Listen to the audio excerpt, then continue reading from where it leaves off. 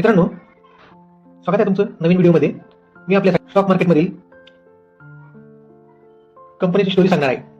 म्हणजेच यामध्ये कंपनीचे प्रोफाईल, कंपनीची हिस्ट्री, प्रोडक्शन किंवा कंपनीचे कोणते प्रोडक्ट आहेत, शेअर होल्डिंग पॅटर्न आणि कंपनी फ्युचरमध्ये कोणते प्लॅन करत आहे किंवा फ्युचरमध्ये कोणते प्लॅन केलेले आहेत याबद्दल सांगणार आहे. चला तर मग आपल्या पहिल्या व्हिडिओला सुरुवात करूया.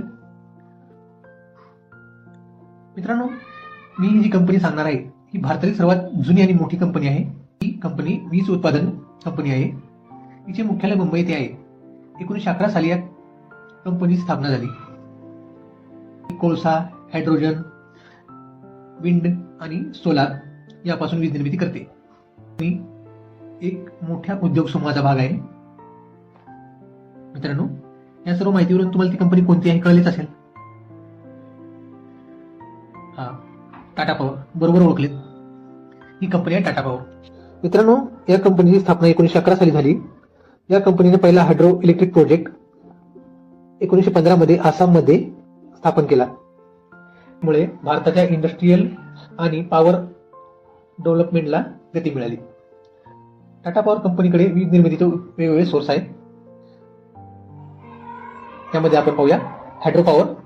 महाराष्ट्र आणि हिमाचल प्रदेशात यांचे अनेक प्रकल्प आहेत जे की हायड्रो पॉवर एनर्जी जनरेट करतात किंवा निर्माण करतात. थर्मल पॉवर, गुजरातमधील हा सर्वात मोठा थर्मल प्रकल्प आहे. त्याचबरोबर मित्रांनो, सौर ऊर्जा आणि विंड पॉवर म्हणजे पवन ऊर्जा या सुद्धा एक कंपनी अग्रेसर आहे. मित्रांनो, विंड पॉवर आणि सोलार पॉवरचे महाराष्ट्र, गुजरात, तामिळनाडू आणि कर्नाटक या राज्यामध्ये प्रकल्प आहेत. मित्रांनो, आता आपण पाहूया टाटा पॉवरचा 2024 मध्ये शेअर होल्डिंग पॅटर्न. यामध्ये मोटर होल्डिंग 41.9% आहे आणि FIS म्हणजे फॉरेन इन्स्टिट्यूट इन्व्हेस्टर यांची इन्व्हेस्टिंग 9.4% आहे. तसे DIS म्हणजे डोमेस्टिक इन्स्टिट्यूट इन्व्हेस्टर यांची 15% आहे.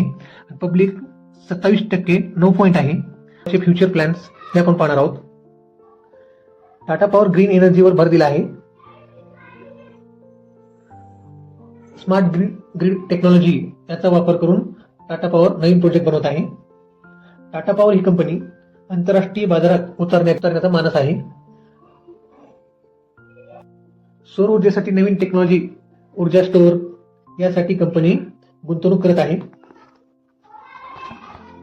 आणि सध्याच नवीन EV गाडी चार्जिंग स्टेशन सुद्धा टाटा पॉवर निर्माण करत आहे.